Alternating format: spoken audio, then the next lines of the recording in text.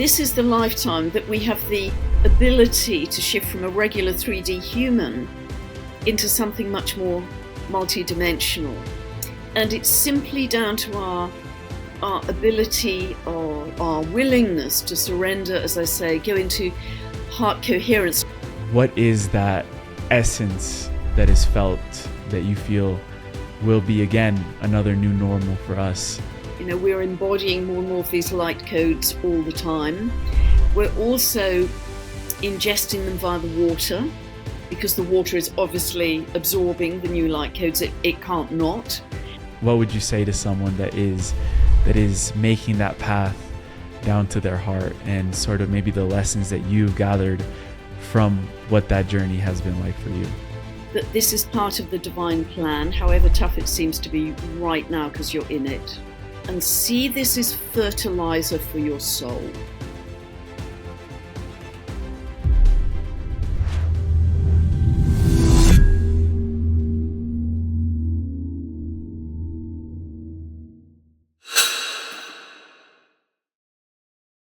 Beautiful family, I trust that you're enjoying this episode with the legendary Pam Gregory. And if you would give me a minute of your time, I wanted to share something that is on my heart today. For the past centuries, we've seen the rise of the toxic masculine control over our society and the suppression and the destruction of the divine feminine. You can see it in the textbooks, in the Bibles, and every other history book available. It's there. And right now we can all feel and tune into something that is changing. These two energies are coming back into our encoding. I feel blessed to be a part of something that I believe that you are going to resonate with. In about a few days, on December 4th, 2025, we're going to be starting the Convergence with Kelly Kaladny, where the divine feminine and the divine masculine come together. And we do these huge activations together to remember these encodings in ourselves, but also come together. That's something that's never been done before in the spiritual space, where communities are coming together. And we're going to be on live calls on 1212 with special guests like Heather Ensworth, the winter solstice ceremony, which Pam Gregory will be a surprise guest in that. Don't tell anyone. Don't tell anyone. But I just wanted to share with you that this is a very important moment in time. And I feel like this beautiful invitation couldn't have come at a better moment in history.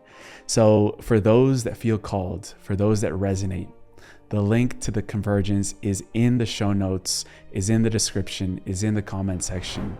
If you head over, feel into it. I just want you to feel into it. If it's something for you, jump in with us, because we're going to be going through some major upgrades together. And I can't wait to do it all with you. So sending you so much love, and back to the episode with Pam.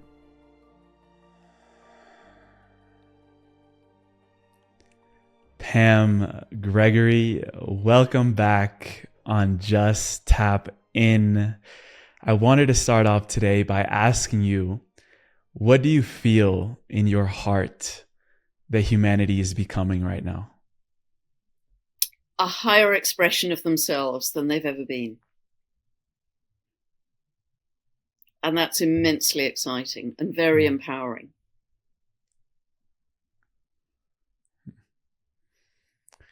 And when we say a higher expression, are we talking becoming more of ourselves in our multidimensional sense? I've heard you talk about the biology as well. I think absolutely we're becoming more multidimensional. People are already starting to experience this in their dream life, in their psychic sensitivity, or all kinds of abilities that we may have had in the deep, deep past are opening up for us. I think our heart chakras are being very activated now as well, and we're becoming more of a living, loving, multidimensional being than I think possibly we've ever been. I think there's some echoes of ancient Lemuria here, which I feel very aligned to, with this very strong sense of oneness and connection to all living beings, all of the planets, all of the trees, the plants, everything just being, you played that beautiful track before we started the recording of One Family. And the family includes the planets, the animals, the trees, the plants, the mosses, the slugs, the snails, everything. And once we have that sense of oneness and connection, then there can be no war. There can be no hunger. There can be no hurt. There can be no division, no separation, no I'm right, no you're wrong. There can be none of that. And I think many of us are already feeling that we're on the brink of that already. And the more we can just drop into that 0 point of stillness, the more we're going to access that sense of just living in oneness and love. And that changes the whole picture. Mm. And I know that this year there were so many convergences that happened here in 2025. As we're reaching the end of the year, these convergences from cycles of time, outer planets converging, Earth moving through the galactic sheet that only happens every 12,000 years, the Kali Yuga ending back in March that our friend Heather Ensworth was talking a lot about in Bibu Dev Misra. Solar cycles, we have our friend Stefan Burns covering that very thoroughly. What do you feel all these convergences are pointing us to now as the next chapter of once these convergences have occurred? What is coming next as a collective humanity? I think it's a real step up. This has been very exciting for me as an astrologer, Amelia, because as you know, I think it was about 14 months ago or so, I spotted this particular convergence that I got very excited about because I believed it to be unique in our history. Because usually with astrology, you go back and say, well, this happened, X hundred years ago or whatever. But the particular outer planets coming together on particular degrees as well was very exciting, and particularly the Saturn-Neptune conjunction happening at 0 of Aries, which is this degree of the creator degree, I call it, of pure potentiality at the midpoint of Uranus and Pluto, I just thought was humanity stepping into another episode of spiritual sovereignty where they could start to live. And I've used the phrase from the inside out rather than the outside in, but I feel it even more deeply now than I've ever felt it, to live from this state of bliss and love into, and it's a quantum jump. It isn't linear.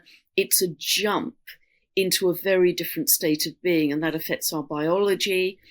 It affects the entire way we operate, because we're going to start to operate much more from the heart than the head. We've all lived through the information age and TikTok and Twitter and X and short attention spans, and all of that to some degree has been encouraged.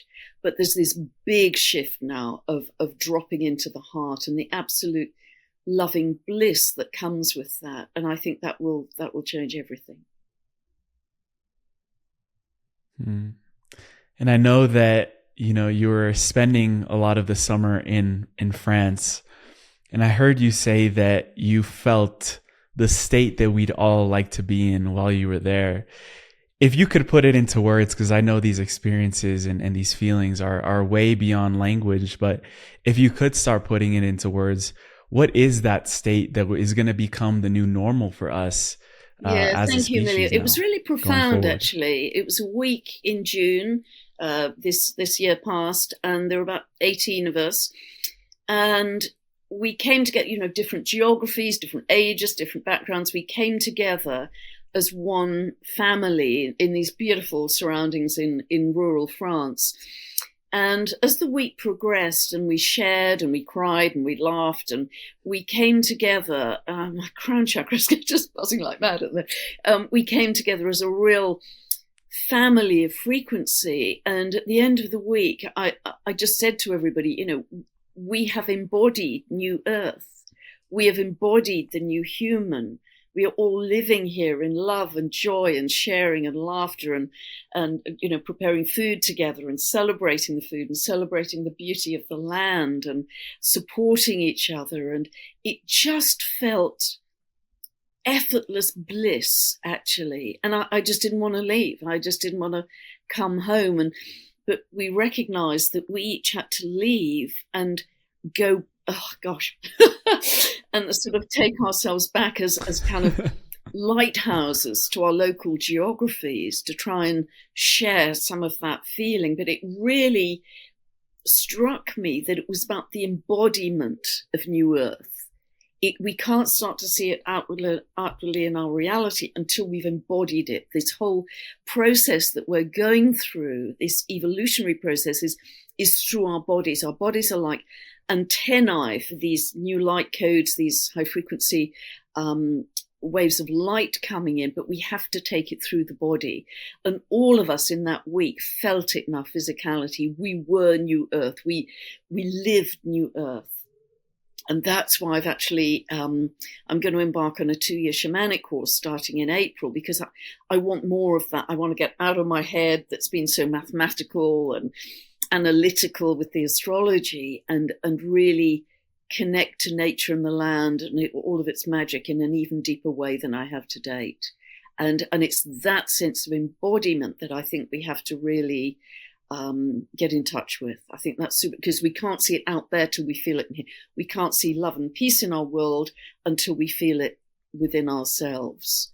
And then it will automatically reflect in what we're broadcasting out to the world. Powerful. And I know that embodiment is a lack of separation as well. And we're not feeling any more separate from this future that we've all been craving and desiring as what we call the new earth. And I know that when it comes to embodiment, the way that we approach our lives sort of has to change because we're no longer in lack. We're no longer in separation. So I'm curious to know how that experience of embodiment shifted maybe the way that you were approaching this collective transition that we're going to, the way that you're seeing it, sensing it, feeling it for not only the 18 of you that were there, but for the 8 billion of us that are here on the planet. How do you feel that ripples out into a as within, so without type of great approach? question, Emilio. You always ask great questions.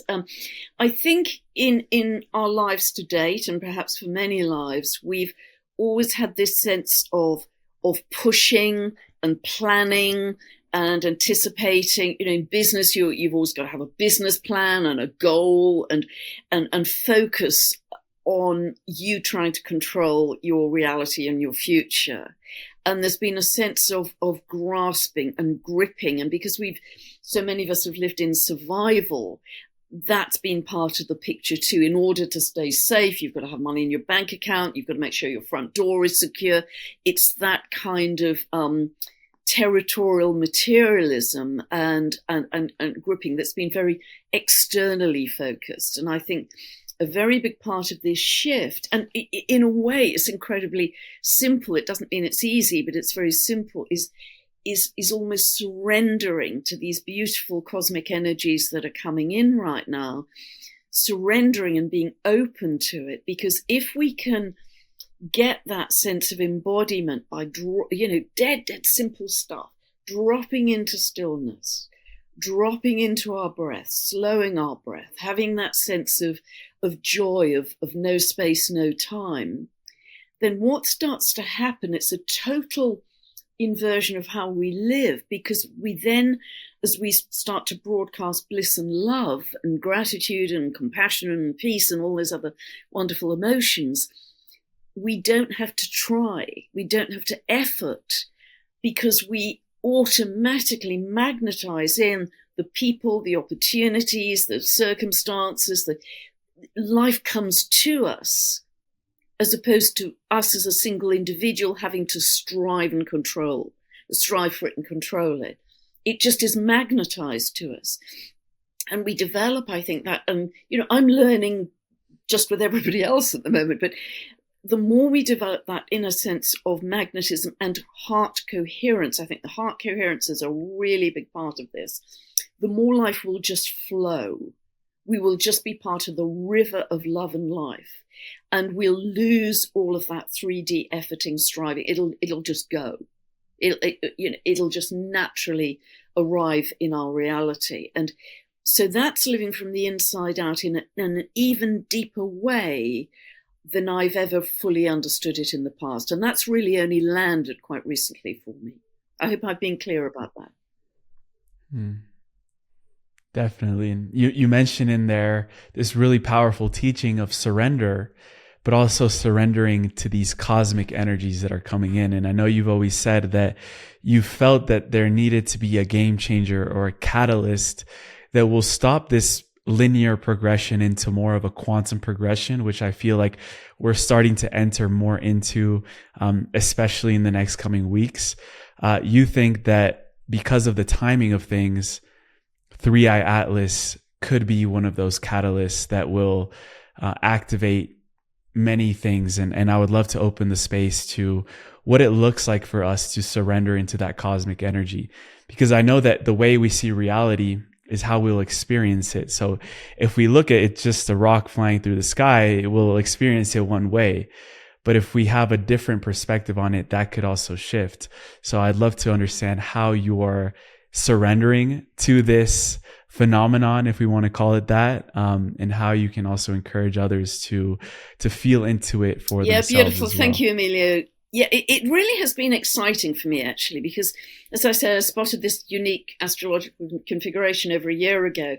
And then with all the very gifted people I was speaking to, whether they be cosmologists like Dr. Jude Caravan or brilliant David Clements, theoretical physicist and all his galactic team, or Kelly or Nancy, whoever I was speaking to, they each were filling in another part of the jigsaw, that they were kind of seeing the same crescendo, the same pivot point at the end of this year that I was seeing. And that's why I was getting so incredibly excited in all my conversation. Like, wow, here's another person who's seeing what I'm seeing. But I knew there had to be a jump, because the energy shift is so different from this year to next year. It's so different.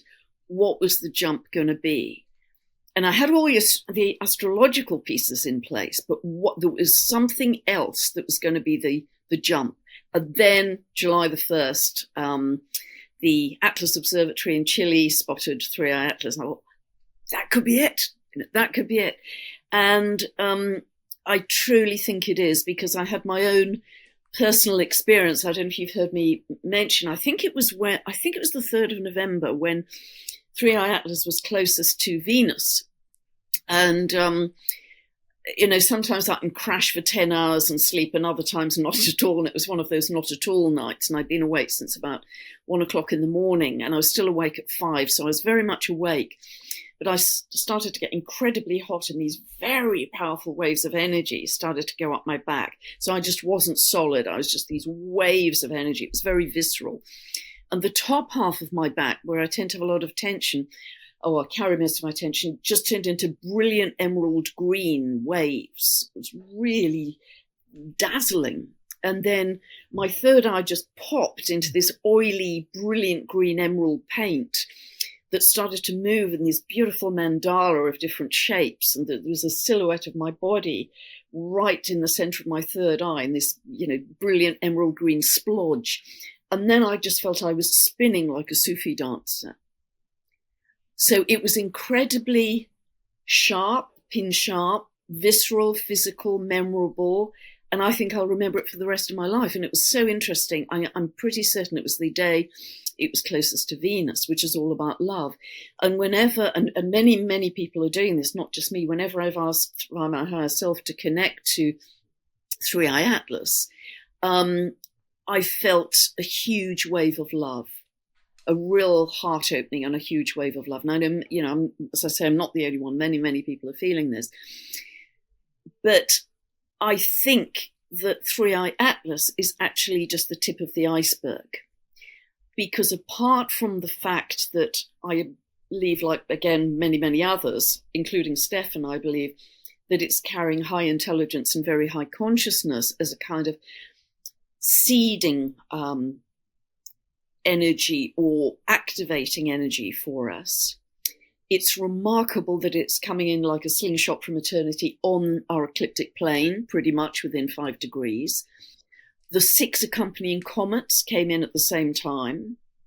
3i Atlas will start to exit our solar system soon after it's come closest to Jupiter on the 16th of March, along with its cosmic cavalry of the 6 comets. So this all seems to be very purposeful, divinely orchestrated. And so on 2 days ago, I had a wonderful conversation with Dr. David Clements, and I started the conversation asking about 3i Atlas and what he felt about it. And he really said this is just the beginning. This is just the tip of the iceberg. What we actually, it's the beginning of many beings, multidimensional higher consciousness beings who are surrounding our planet. And he said there are immense ships everywhere, and you can hear that recorded conversation on my channel. He said some of these ships are the size of an 80th of a full moon, of the size of the moon, which he said is absolutely immense. They're all around us, so we have a lot of galactic support. And this isn't just an evolutionary jump for humanity and Gaia. It's for our entire galaxy and beyond. This is absolutely immense what we are going through. And he kept saying, I haven't got the words, because of course we only have 3D vocabulary as reference, and that isn't adequate for where we're going to these higher dimensions. We start to lose vocabulary, and I think we won't need words as often, because we'll just be operating telepathically and from our hearts in terms of intuition and feeling. And so he was saying this is absolutely, this is way beyond one particular rock appearing, along with the comets. This is just the beginning. And of course, that's very much related to Pluto in Aquarius. Way back in 2023, I was saying we're going to have an awful lot of the out there. And we certainly are having an awful lot of the out there. But of course, everything is internal for us. So whatever's happening out there in our heavens is merely a reflection of the expansion of our own consciousness internally. Everything ultimately is an inside job. And it's also nice to know that we are receiving this cosmic support as well, because I'll just share this quick story that I just came back from a 10-day Dr. Joe Dispenza retreat, advanced follow-up, and they shared a testimonial that they had, and it's live on his YouTube channel now, but it's of this woman who, during one of the healings, she felt these beings of light, that she calls them, come in and start giving her body incredible upgrades. And she was actually part of one of the research studies that they were doing at the event.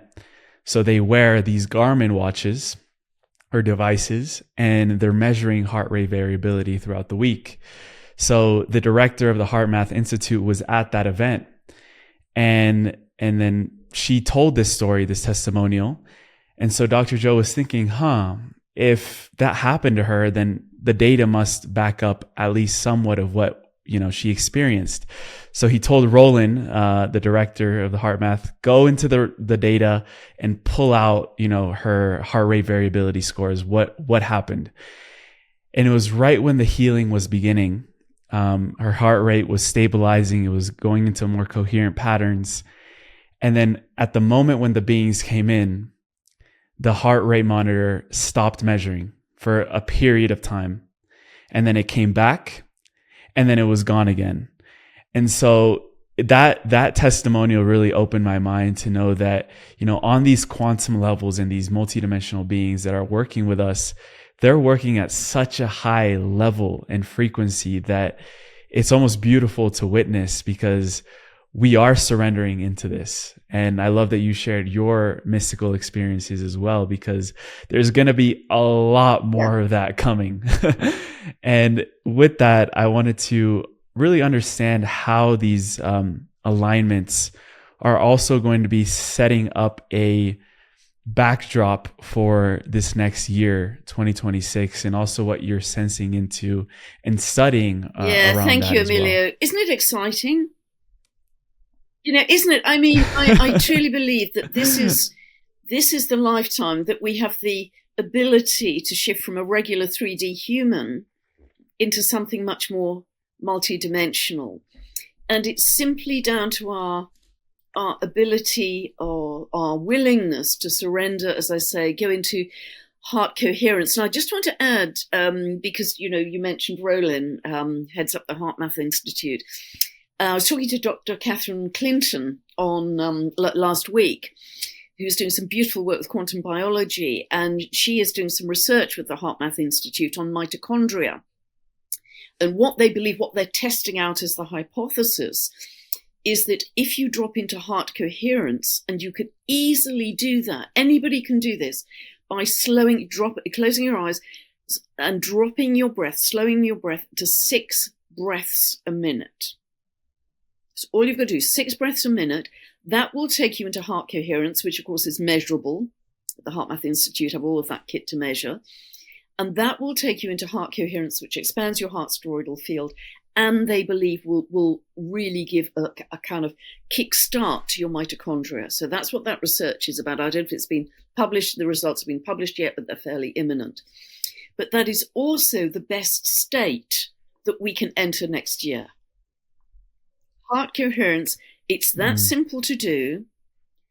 And the more frequently we can just take few minutes out through our day to do that, the better equipped we will be to handle the very fast energies of 2026. It's a very different year. 2025 was a 9-year numerologically, so that's an ending year. And as you will know, Emilio, the outer planets were all going into their new signs, back to their old signs, into their new signs, back to their old signs. So there's a constant kind of glimpse of the new. No, we've still got more of the They can't decide where they want to be yet. Little glimpse of the new. No, you've still got more of the old to collapse. But as we get into next year, and very, very quickly into next year, well, firstly, it's a 1 year. 226 is 10, so numerologists read that as a 1 year. That's all about new beginnings. It's the year of the fire horse in Chinese astrology.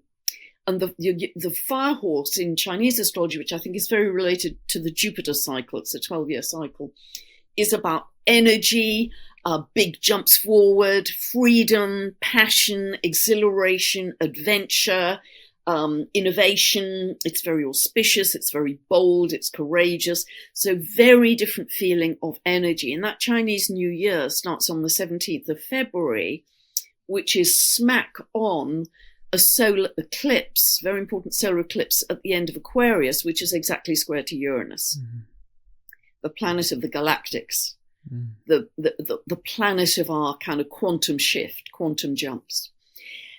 So the outer planets next year do not at all go back into their old signs. They've done that. So what that means for me is the old will continue to collapse and crumble and crack. Just let it go. Don't give it any attention, because if you give it attention, your attention and energy, and I believe this will be found to be, I believe our focus and attention will be, in future, will be measurable, and it'll be connected to light. Giving our, just like the biophotons in our body are responsible for the intracellular communication in our body, I believe it will be found, and this is just my guess, that focus and attention, which represents our energy, will be measurable in terms of light. Anyway, that's my bet. But don't give life support to what is dying. Let it go, because I think particularly in the early months of next year, and really January, February, first half of March, it will go on for several years to come, but we will see the collapse of leadership, governments, people in public eye. And the reason I'm saying that is we have Uranus on the fixed star Algol, losing your head. People in the public eye may well fall from grace if they're found to be out of integrity or honesty or transparency, not acting in the highest good. But also that Saturn-Neptune conjunction is very tight on the world axis, the Aries point, in the early months of next year. Then Saturn moves on by about April.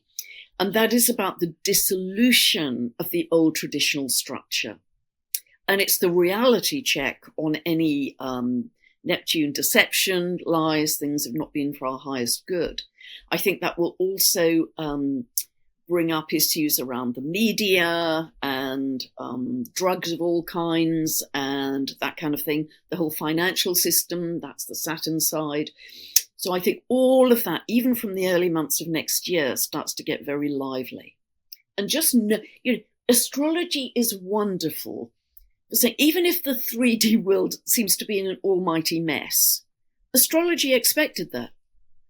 I would be surprised right now if it wasn't in an almighty mess, because that's what I've been seeing in the astrology. So that's very reassuring, I think, for people as a cosmic weather forecast. So let that all go. That's going to continue to happen and crumble. But let's turn our focus to what we want to create and is really wonderful. So that big solar eclipse, 17th of February, is, I think it's at 28 of Aquarius, exactly squaring Uranus. And Uranus is very prominent next year as kind of quantum jumps for where we're going. Then we have this very unique Saturn-Neptune conjunction at 0 of Aries, 0:44 minutes of Aries. Thanks to my very good friend Heather Ensworth, she went back and back and back and in her software and discovered the last time that happened at 0 of Aries was in 4,361 BC, so almost 6,000 years ago. That's how rare this is. Wow. And so that is the beginning of, okay, what paint are we now going to put on our canvas? What creative or spiritual endeavor are you going to start to birth from this point on? Because Aries is about action. Okay, you're going to start to take creative or spiritual action on whatever for this year and through these winter months, Northern Hemisphere. You've been incubating, you've been dreaming in, you've been fertilizing. It's go time once we hit that 20th of February. And particularly because a lot of the planets are hovering around either the Aries point, which is 0 of the cardinals, or 1 to 2 degrees of their signs. This is very initiatory. There's so many things, you were talking at the beginning, Emilio, about 12,000 year cycles, 24,000 year cycles, 6,000 year cycles. We can take it right down to the solar cycle we're in at the moment. We're at the peak of solar maximum. That's an 11, 12,000 years. So, whether you go from the enormous cycles or the very small cycles, they're all reinforcing this idea of, okay, this evolutionary jump. And as we go through next year, the whole series of what I call probability peaks, because astrology is the language of mathematical probability. And so they're big probability peaks. So late February is one of them. Another one is late April, when Uranus finally moves into Gemini on the 26th of April, and it will stay there till 2033. And it will come conjunct, in fact, it becomes conjunct to Sedna, the dwarf planet Sedna, in late May. And that is really an ignition point for our consciousness, I think. But even in late April, that could be a real peak point for a greater understanding of cosmic consciousness. This is the beginning of really understanding a cosmic heart and cosmic consciousness, multidimensionality. I mean, Uranus in Gemini is all about multidimensionality, freedom on many different levels, understanding consciousness in a much more multidimensional way. And then we get into another peak point in June, where Uranus is square exactly to the nodal axis. And that, I think, could be another wave of mass awakening. The awakenings for, Uranus is the planet of awakening, revolution, truth coming to light. I think late in June, that could be another peak point. That's actually happening exactly on the 11th of June. A week later, 17th of June, we have Sedna exactly square that nodal axis. And she, for me, is the planet of metamorphosis. So there's this ignition of metamorphosis that's really taking off from late April, May, June. Then when we get into July, this unique configuration that I've kind of done to death and banged on about in so many videos. You can look at my video, The Big Picture, Metamorphosis for Humanity. You can look at many of them. But this configuration comes to its most exact point in July. It's all around about 4 degrees. So Pluto's about 4 degrees of Aquarius, Uranus coming to 4 degrees of Gemini, and Neptune moving on to that point as well. So this is, I think, a real blossoming for humanity of what we are meant to become. I think it's another wave of mass awakening. I think it is incredibly exciting. I don't want to define it too tightly, because I think there's a whole, I'll come to that tangent in a moment, but I think July will be a jump into something that's much more heart-based. There's a heart-based leadership. There's leadership by inspiration, not domination. It's being your own spiritual hero. It's having your own sense of spiritual sovereignty, this sense of living from the inside out in a way bigger way than you ever have done.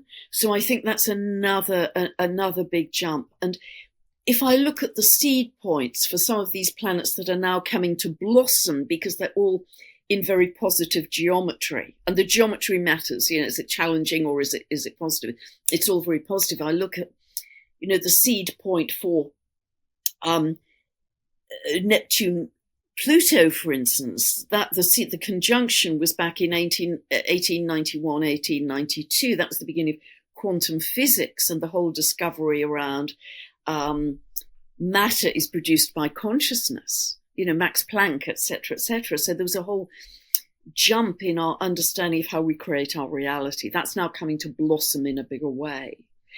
And I just think that is going to be an extraordinary time, particularly for anybody who has planets or angles between, anywhere from now 0 to kind of 5 degrees of any sign. You are really going to be feeling, it's going to impact all of us, but you are going to feel that very, very significantly. But yes, and that's also the time that the nodal axis shifts into Aquarius and Leo, with the North Node in Aquarius and the South Node in Leo, conjunct Regulus, the fixed star Regulus. So this is a shift to a much more egalitarian society. It's no longer going to be the old greybeards in this top-down vertical socioeconomic structure. It's going to be we as a family of frequency coming together and say, okay, how do we create a much more loving world? Let's get to it. What skills have you got? Are you a farmer? Are you a carpenter? Are you a builder? Are you a meditator? Are you, what are you to help to create this more loving world? And it's going to be thrilling. And what I just wanted to backtrack on, Emilio, because I sense this question maybe coming, is astrology is extremely accurate. I've worked with thousands and thousands of charts over the years. And I used to write a 7,000-word monthly newsletter where I would anticipate the following month of what was coming up. This is what I anticipate by geography, by, country, by the kind of event that's going to happen. And bingo, those things would happen because astrology is very accurate. So in the next month's newsletter, I'd always have a proof of the pudding section of, look what transpired from what we anticipated, bullseye. Look what happened from what we anticipated, bullseye. But that started to feel like a bit of ego, got it right again, 5-star, top of the class. But it also, because it's a spectrum of, was I in any way limiting the infinite potential which we're now shifting into, particularly in this new era? And so from this point on, I don't really want to define events or experiences too tightly, because it will become more abstract. It will become more based on your individual frequency and spiritual sovereignty. And there's going to be a much greater latitude of what we can create and what we can express than there has ever been before. We've left the tram tracks of predictability. You know, we are having very different experiences. So the latitude is now way greater for me to encapsulate in a neat little monthly newsletter. And I don't feel that's my role anymore. I feel it's to open it up rather than shut it down. Does any of that make any sense to you? We're on the same page, you know, because if we're moving out of a Newtonian world that is everything predictable, into this quantum world with just these floating possibilities of waves and particles, and what actually creates those possibilities is our intention when we're in heart coherence and brain coherence. Again, Joe Dispenza. I don't think I've ever really done this on a podcast, but I just want to take a moment to acknowledge the magnitude of the moment itself, because it does feel like we're in this brink. And I know that many of us have been saying this for years, but with all the cycles that you just laid out, all the synchronicities, all these, you know, things that are coming together, it feels like, you know, there is this blank canvas, as you mentioned, opening up to us with infinite possibilities. And that doesn't mean that something is going to happen necessarily that we can predict right now, but it's something that we can start tuning into as a collective. And I was listening to an interview with Kevin Hart recently, just very randomly, and he was talking about his journey, how he became one of the world's most renowned comedians, actors, and then had a boom in his career. And I'm always fascinated by people who've lived very successful lives of greatness.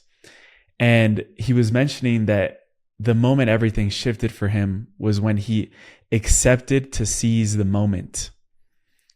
And that really just made me, I was in the gym, I just dropped everything I was doing. I'm like, seize the moment. And I've been really contemplating what that means, of how can we seize this moment? Because it's a moment that the universe is putting in our hands. Like, what do you want to do with this? And so I really would love to tune in with you about how you've felt into the moment itself and how we can grab this moment by the reins and create one of the most beautiful timelines for humanity that the world has ever witnessed. What has that been for you in terms of seizing the moment? Yeah, I think it's acknowledging the immensity of this crucible of change, and that we are all co-creators in this moment, nobody excluded. We are all co-creators in a much bigger way than we've ever been in the past. But I think it's important to say this could be really quiet. Don't expect necessarily a huge event. They may happen, some big cosmic event, some big seismic event, but that isn't necessarily the case. What is most important for each of us is to drop into stillness, drop into the breath, drop into heart coherence, feel love for anything in your life, your child, your pet, your friend, your favorite tree, and just notice how delicious that soft, loving kindness and compassion is within you. That gentle kindness, that quietness, that smiling at strangers. That's how it feels to me, not loud and shouty and none of that. It's just incredibly beautiful and magical, but it also has this quality of timelessness, of 0 point, from which everything can emerge in its blossoming. That's how, and that's what I'm going to be doing 19th, 20th, 21st of December. That's what I'm going to be doing as often as I can. That simple. No complicated course or book, or that simple. Mm. I immediately received this information as you're explaining this, that the way we experience this moment really comes down to how regulated is our nervous system. Because if we are in this constant state of fight or flight, of running and hiding, of anticipation, of expectation, of putting our energy out there, then we are going to need that stimulation from an external event that's going to come in, major earthquake, major UFO sighting, major, all of these things. And I've realized that, that isn't the way to entrain someone's nervous system into a state where they can relax into the moment. Because if the world is a reflection of who we are, if we are in this VR virtual reality experience, like Joe talks about, then we can lay down, these stories that we've given to ourselves, that it has to be monumental, it has to be big, it has to be. And I love that you say, like, what if it's just a quiet transition?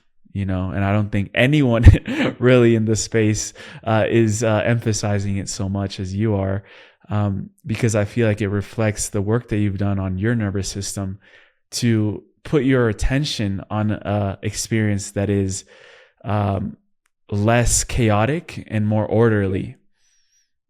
So I just wanted to mention that and acknowledge. No, bless you, Emilio. And I think we've all lived our lives like that, haven't we? We've been very externally focused. We've been encouraged to do that, and we've lived very reactive lives. The nightly news kind of, shock horror, and the more we have the mastery, I would say, just to withdraw from that and just say, no, that's not my reality. That's not my timeline.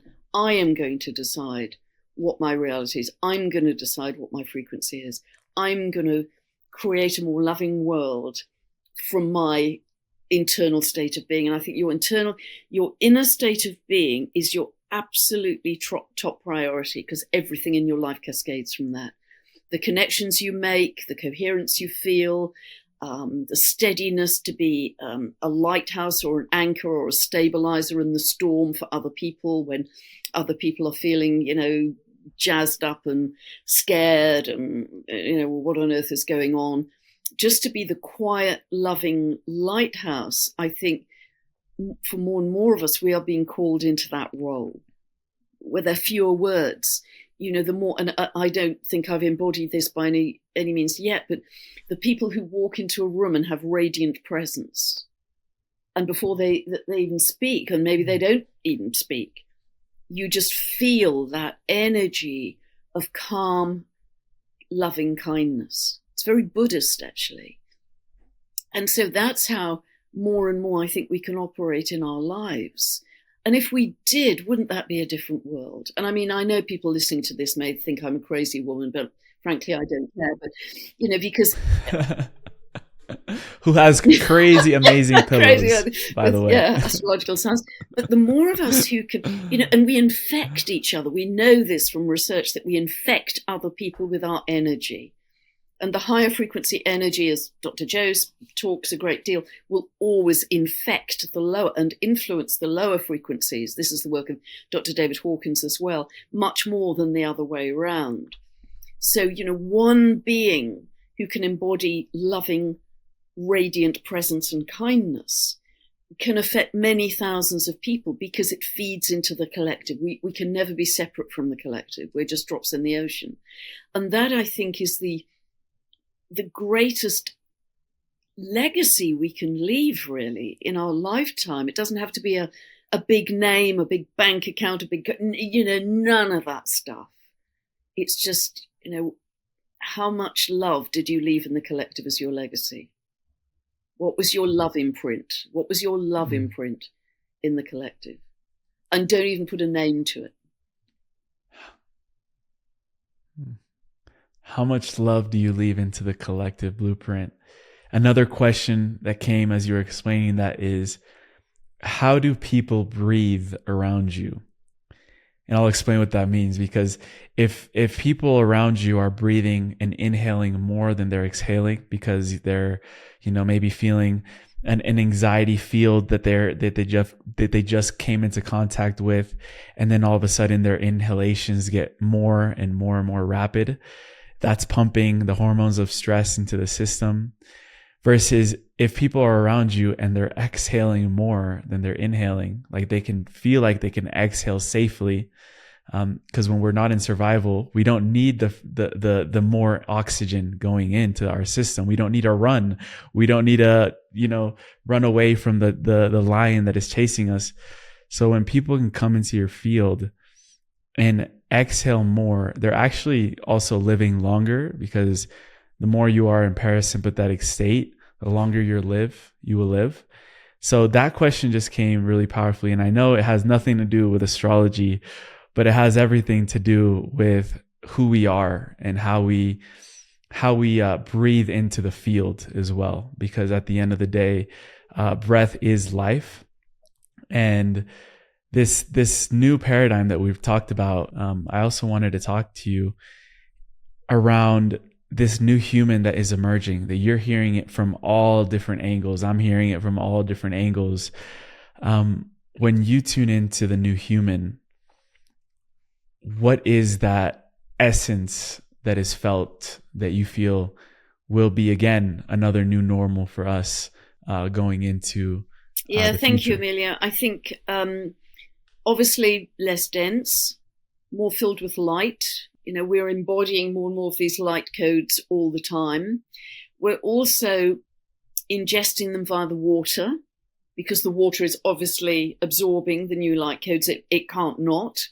And so the water is actually raising in its own consciousness that we breathe in. We should always bless our water, as we know. Archangel Raphael via Kelly said that if 35% of us blessed our water, we would instantly shift into unity consciousness, which was a pretty remarkable thing for Archangel Raphael to say. So how easy is that? Bless your water. So I always do that. Bless the shower water that comes to me as well. So definitely more filled with light, more crystalline, much stronger telepathic ability, much stronger healing ability, much stronger sense of just being able to read each other's energy field in a very clear way. It will be impossible for people to lie. There can be no deception, because you'll just be able to see it instantly in the field. You'll be able to heal other people instantly just by your state of presence, just by and sending love, heart energy to them. So, this may not be happening January, February, I have to say. This is where we're headed longer term. But it's beginning now, because people are already starting to sense it now. And just to quickly break from this, I do want to say I am not, clearly I'm not unaware of all the terrible wars and horrors and poverty and disease and all the awful things that are happening in the world.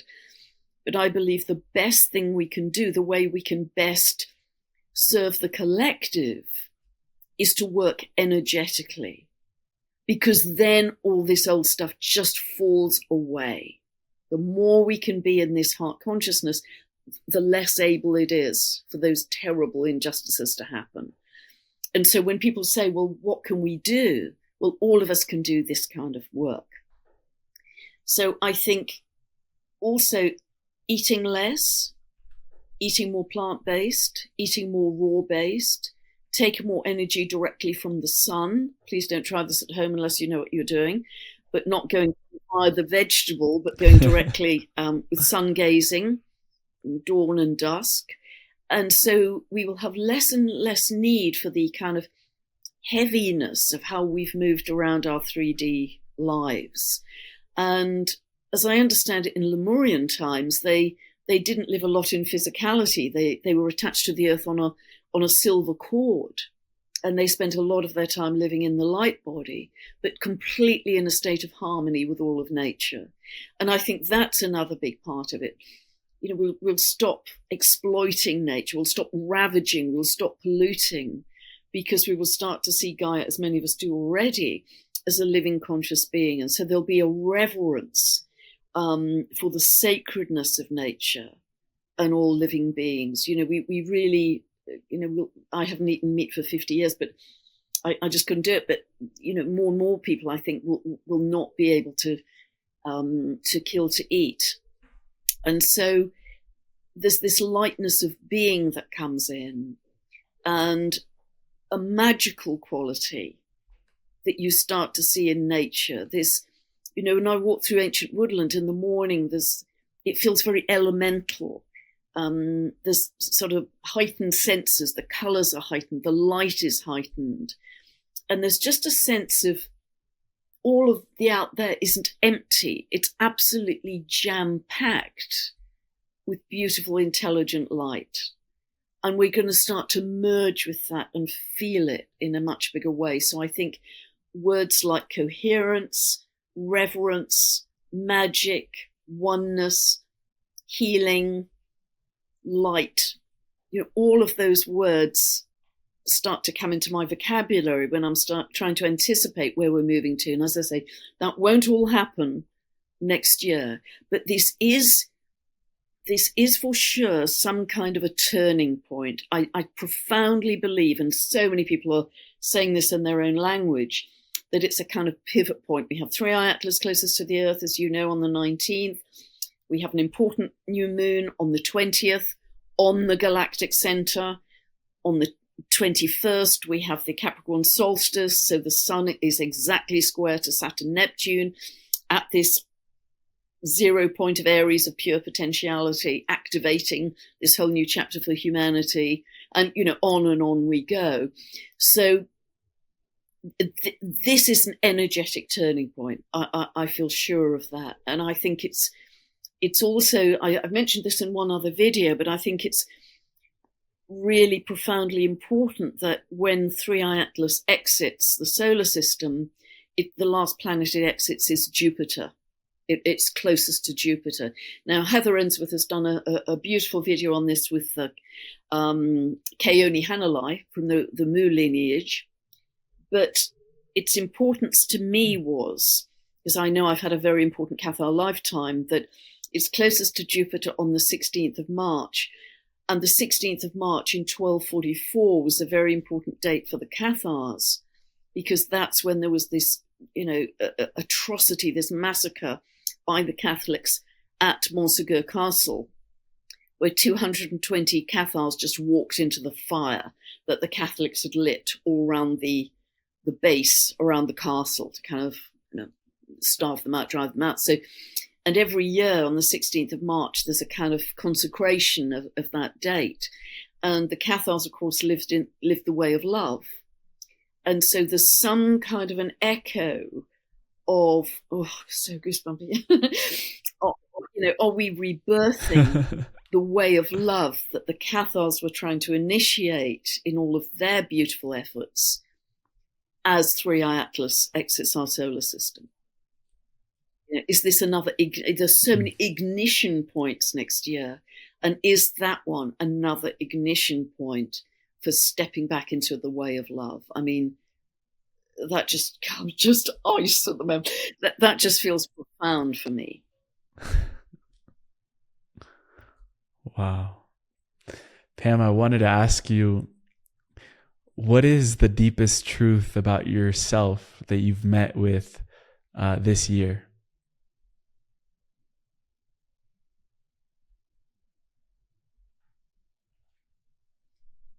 My crown chakra is absolutely on fire. That's not it. That I can be so much more than I have ever believed I ever could be.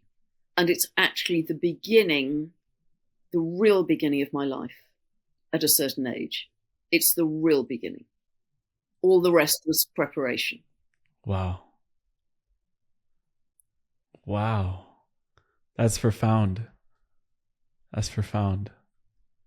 And that the fact that we could say that at any age and any stage that we are in life, that you truly feel into this is a new chapter or a new beginning. Because I think it is for all of us as well. Like if we're really stepping into this new iteration of what it means to be human, what it means to live in density, what it means to just rethink our entire understanding of consciousness, which I know our scientist friends are working diligently on helping us uncover that even more. It is a new beginning for so many of us that choose to see it that way. And so that's be profound. brave, Emilio. I want to say to everybody, although, this can begin very quietly, this is a unique opportunity. Saturn, Neptune, although they come together every 36 years very reliably, they don't do it at 0 of Aries within this configuration that I've talked about. So, really take this as a very unique opportunity in your lifetime to really create a new episode for yourself. Be the fire horse. Be bold. All of the outer planets are now in air and fire as of the end of April when Uranus goes back to Gemini. So take these opportunities to really think, if I was the most courageous aspect of myself, what could I actually decide to create? What could I stand at the end of my life and look back and say, boy, do I feel really proud that I had the courage to step into that. I didn't flinch. I didn't hesitate. I trusted, like the fool in the tarot, to step off the cliff edge and go for it. I trusted the invisible. I trusted love. Mm. And also quoting Joe once again, he said, when it's the hardest, it matters the most. And I know that you've been on this initiation journey, and they usually say it's the shortest in distance, but it's the longest in understanding. And that is the shift from your head to your heart, which is only 6-7 maybe inches, but it is the longest journey of our lifetime. And I wanted to ask you, in those moments that it became the hardest to make that journey down, what would you say to someone that is making that path down to their heart, and sort of maybe the lessons that you've gathered from what that journey has been like for you? Wow. It's been some very, very, very challenging times in my life, starting from about the age of 3. So,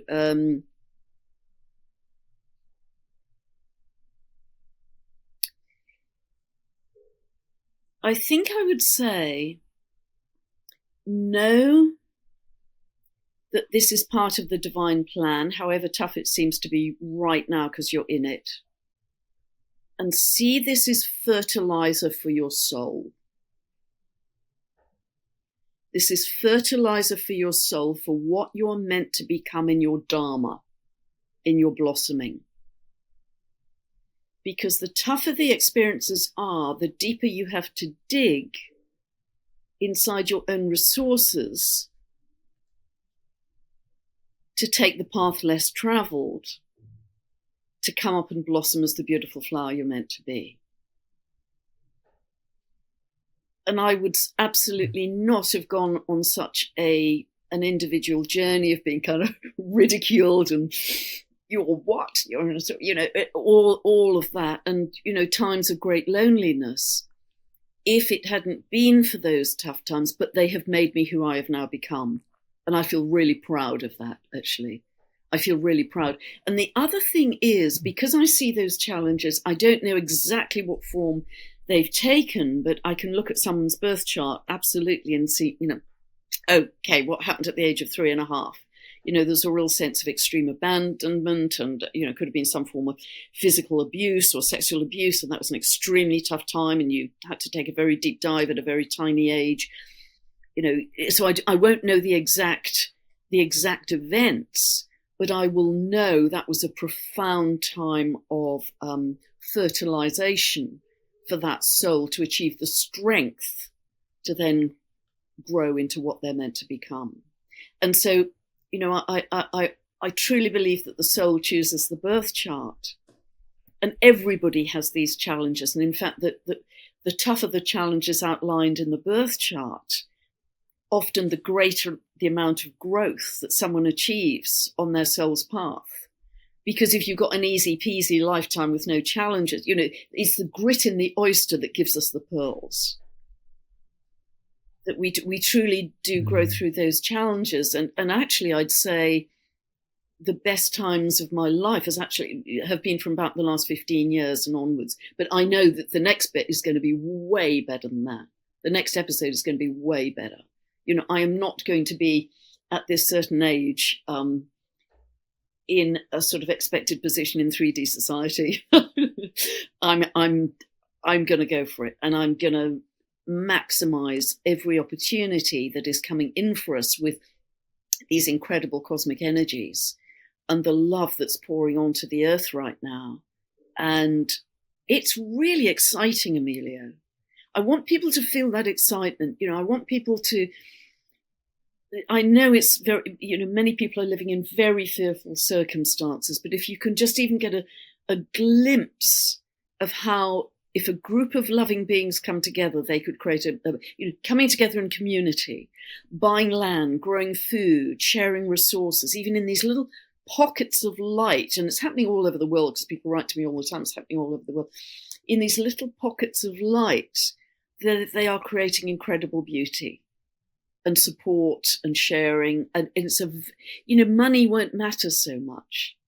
It just won't, because there'll be, Indigenous people don't worry about money. They just share everything they have. And it's a family, an extended family. And I think that's quite a good template for where we're going. So commit to what you're creating or you want to see in the world, rather than dragging the ball and chain of the 3D with you, because we can't create a higher dimensional experience with lower dimensional emotions and feelings. We're not going to do it very successfully. We've got to step off, the cliff like the fool in the tarot and say, let's go for it. We're all going to be holding hands jumping off the cliff, for so many of us are coming together to do this. And I know even in that very simple idea I had of the setting up the free 15-minute meditations, 7 p.m. UK time, no tech, no Zoom, you just join energetically. I've got a couple of guided free meditations on my website as well, but thousands of people, I believe, are coming together to do that, and having a lot of telepathic experiences of the same vision of waves of love coming in, of animals joining us, of galactic beings joining us, with immense cosmic support coming in. And we are creating that for free from the invisible, just for nothing. Anybody can join. All are welcome. And this is how we start to create a very different world. And, I hope that what I'm sharing doesn't feel too kind of crazy and ethereal, because I truly have had a very grounded life with many challenges. But I think the energy coming in now is just so different for us. And that's why we've really got to be brave and bold and commit and decide. And step out of the old that's cracking and crumbling. It's like that scene from Indiana Jones. It's all cracking beneath his feet, but he still has to move one step forward at a time to get to the other place. And that's exactly why I honor and respect so much the elder generations, the pioneers that were willing to face decades of backlash and ridicule and loneliness, like you mentioned, because my generation, at least for me, when I started this show in 2020, I had some things internally that I needed to work on in order to do this, but it has been so well received. And I can't take that for granted, because it's people like you, people like Joe, people like Greg, Braden, and all these others that really paved the path for us to be able to talk about this so openly and not feel like it's some, out there thing or woo-woo thing. But you've truly shown us a way and opened a path. And I love the quote that you said of, it's the grit of the oyster that reveals the pearl.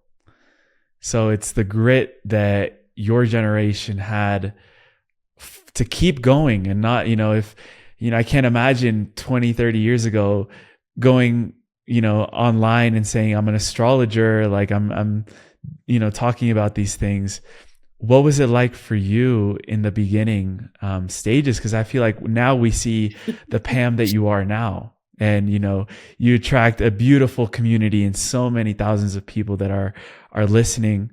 But what was it like for you in those early stages of, as you mentioned, a little bit of ridicule and loneliness? Because I feel like those experiences aren't talked about enough for us to truly acknowledge what the importance of what it was like to go through that. That was a tiny part of the challenge, really. But yeah, I had to keep it very quiet. I was working in the corporate world. I would have lost all credibility if it ever came out I was an astrologer. But if clients discovered I was an astrologer, they'd kind of take me over to a corner quietly and whisper in my ear, because I was on the board at a very young age in this very large company, and they said, "Come on, you can share with me," in a sort of slightly conspiratorial tone. You don't really believe in all of this astrology, do you? You can be honest with me. Hence the title of my first book. You don't really believe in astrology, do you? Because I was asked that so many times that there was such a grand canyon between my work in the business world and the fact that I could be working as an astrologer. Is kind of, there was no connection between the two. And that's why eventually I had to leave the corporate world and do what my soul really wanted to do. And so, yes, there was a lot of ridicule with that. That was a tiny part of all of my challenges. But yes, it was like going to a modern day mystery school, really. Going down an alleyway and, knocking 3 times on an old wooden door and, learning from masters. I was incredibly lucky to learn from giants, masters with astrology. I learned from the best teachers in the world. I'm so grateful for all of them. But yes, I was just so lucky that I was living in London at the time. I'd lived 5 years in Canada, came back to London, and I was so, because in those days there was no, internet as we have now. There's no online teaching, so you had to be in situ physically. And luckily, there's some wonderful, very respected schools of astrology, the Faculty of Astrological Studies I studied with to get my first qualification for 8 years. And there's some others as well at the time. But, so it just so happened that some of the giants in the astrological world, Charles Harvey, Howard Suspordus, Liz Green. I was studying the work of Richard Tarnas. He was living in America, but loved his work. Some absolute geniuses in their field. And I was just lucky that they were my teachers at the time. And I couldn't be more grateful. And many of them have passed away now. But I have to carry the torch for their teaching through to another level, and I really treat that with great honor and respect. And I think astrology is changing and will change out of all recognition. I mean, linear time doesn't exist. It's a man-made construct. What are we going to do with that? Pinning down the birth time exactly. Where are we going to go with that? So I think as we move forwards, it's going to be that we discover that in Pluto in Aquarius is everything is frequency and vibration. Everything is frequency and vibration at a different pitch. And the planets aren't just lumps of rock spinning in space. They are probability waves of consciousness. And if everything is one, I think Pythagoras was right that there's a complete harmony of the spheres, that everything is a fractal expression of divine source, whether it's a planet or a person. And we're going to find there's this magnetic resonance between the imprint of our birth chart when we incarnated, and how that's being triggered by the moving geometries in the heavens, and what that's doing in terms of a magnetic resonance with your original birth chart. And we have yet to discover all of that, but it's going to be in that area of this cosmic symphony and magnetic resonance and harmony and coherence. That's going to be where we're going with astrology. So it's going to be much more down to cyclical time, the way the indigenous people see it, not linear time. I don't know. I'm going to calculate a chart from that. I don't know. But that's where we're headed. And I think we're headed that way quite quickly, actually. I can't remember what your original question was, Emilio, but anyway, we went off on a bit of a tangent there. Yeah, exciting times ahead. And it's so fascinating to hear like your early stages as well as an astrologer, coming across these great masters. Do you feel like from what you learned from them, even though astrology is changing and shifting so rapidly, is there a timeless teaching that you would distill from the great masters, from what you've learned in this journey, that you feel will always be relevant to whatever timeline we're in, whatever understanding of reality we're in, that you would like to maybe share with us? Brilliant today? question, Amelia.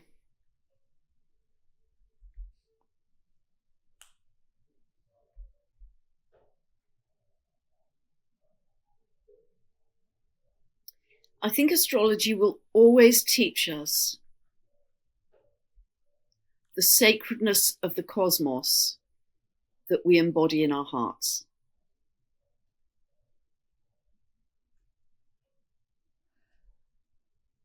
The sacredness of the cosmos that we embody in our hearts. And whatever expression that takes, that's a long-term truth, I think, an eternal truth. And Lee Harris, when he was channeling the Z's, and I know you know him well as well, he came down to visit me for a day, which was glorious a couple of years. And the Z's have talked about how our birth chart is actually physically etched in our hearts.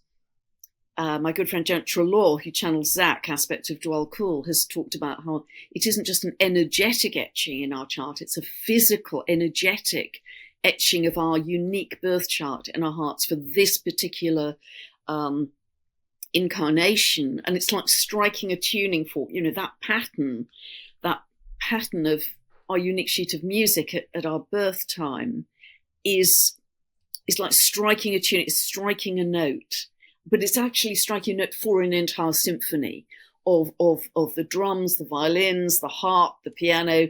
It's multi-layered, but that is what is etched in our heart, and that is what constantly we are interacting with in some magnetic way, I believe, with the planets moving around in their orbits. And that's what we will actually discover, I think, going forwards. But it will always have that truth of the sacredness of the cosmos, because it is sacred, isn't it? Astrology is the language of divine intelligence. It's the language of divine intelligence embodied within us. And the reason astrology works is that the universe is not random. It's not random that an acorn grows into an oak tree. It's not random that a caterpillar grows into, becomes the butterfly. It's embodied in the acorn and the caterpillar as divine intelligence, which has a series of time capsules within it for those stages to unfold. It's exactly the same with each of us, with our birth charts. We are time capsules that divine intelligence will activate at various points in our life. And I can see it so clearly, look at someone's birth chart and see when the activation points are there to just ignite us into that next state of being if we live that potential fully enough. But just like the Saturn, sorry, you must stop me if I'm just sort of on a roll. But not at all. Can't stop Pam the Queen. You can't stop her. Just like the Saturn-Neptune conjunction on the 20th of February is at that 0 point of Aries, that point of pure potentiality. Our birth charts are pure potentiality, not yet lived. It's only when we start to activate them as a baby human and a child human and an adult human that they take form and life. So we always have latitude in how we play that sheet of music. We can have a small life, we can have a big life. I've always used that analogy in my work. It's down to us as to how magnificent a life we have. But just know that divine intelligence is embodied in every single step of that. It's not bad luck. It's not random. It is absolutely divinely orchestrated that your soul chose this lifetime. And as I say, I've had some, extremely tough long-term periods in my life, but I am so grateful for them now. And so, so divine intelligence, astrology is just it's embedded with divine intelligence. It's a language of sacredness as well.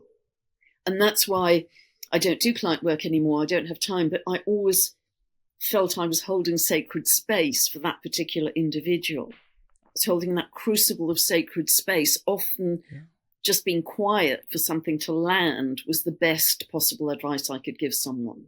Not telling them or preaching or explaining, just holding the sacred space for whatever I talked about, just to resonate and land in their consciousness, because then it's received most powerfully. And it was the silence, I think, that did that more than anything.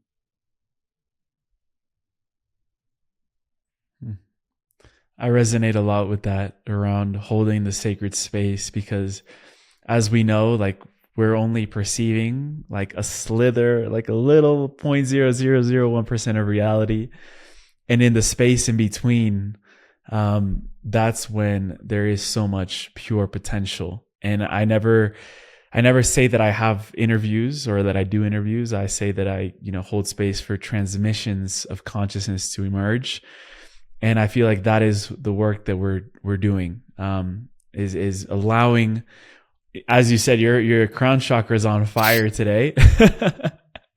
We're allowing the sacredness of the cosmos to come through us, through our human vessels, and put that in a way where it can be seen and felt in tangibility in the 3D. So it's really powerful work, and I appreciate you, Pam, for sharing so much of your personal journey here with us today. I don't think we've ever gone that deep, and I'm really happy that we did, because I get to know more of you as a person and how you've become who you are, because it's the process of who we become. We end every show with a segment called The Final Trio. As you know, this is our 4th interview together, so you know how it works. But before that, I would love to share with people where they can connect with you, where they can find you, anything else that you have going on right now at the moment. That yeah, bless you, Emilio. You're a beautiful soul. You ask amazing questions. You're a very old soul, and you're on, boy, a really fast forward journey right now. So thank you. Yeah, people can connect with me. The main way I'm pouring all of my energy at the moment into my YouTube channel, because that's how I can reach most people quickly and for free. I always want my information to be for free. So that is Pam Gregory Official on YouTube. And also my website is just pamgregory.com. All my videos go up there. There's information about my teaching videos, my books, etc. But really all of my energy is going into my YouTube channel more than anything. And I put out 5-6 videos a month, some updates, some interviews, whatever helps people at this time. And it's helping a lot of people at the same time too. So, I know how much you're about to be immersed in the realm of shamanism and of the earth and all the beautiful elements that are surround us. So I wanted to ask you, if Earth herself could whisper one message to you right now, what do you feel she would say to you and to us?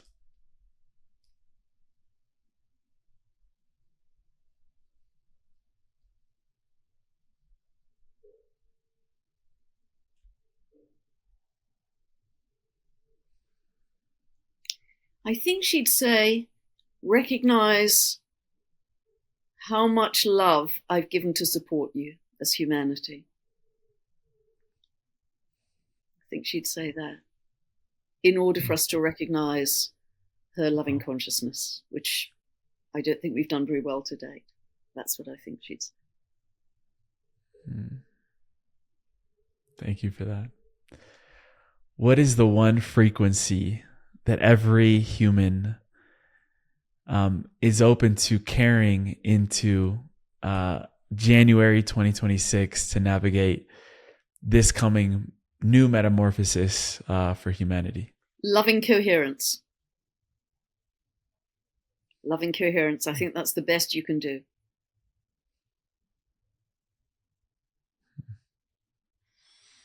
And finally, what is the highest timeline that is available to humanity right now And how do we choose it every single day?